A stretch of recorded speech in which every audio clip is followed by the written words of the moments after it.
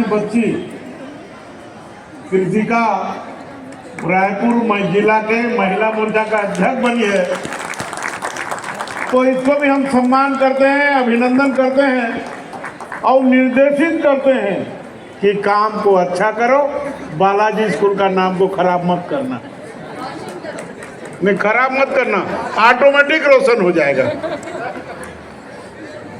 और आपने जो स्नेह है, प्यार दिया है, और मंच में किसको देना है?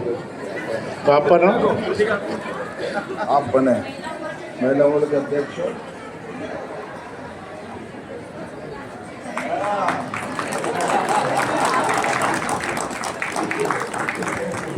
ये हमारा लाज है, इसको बचाए रखना। सब गले में देते, मैं उसको घूंघट पहना इसलिए कि ये रायपुर का लाज है, उसको बचाए रखना। ये संदेश तुम्हारे स्कूल जहाँ से तुम शिक्षा ग्रहण की हो, और मंच में इतने टीचर्स तुम्हारे, उनका आशीर्वाद मिला है, और मेरा आशीर्वाद तो सदैव है। मेरा आशीर्वाद है जगन्नाथ जी का आशीर्वाद, गोविंदा का आशीर्वाद, बालाजी का आशीर्वाद, दुर्गा माँ का आशीर्वाद। बस दुर्गा माँ मत होना, अच्छे से काम करना और नाम करना, यही प्रार्थना और निवेदन है। मेरे बच्चे के लिए स्टेज में देख रहा था,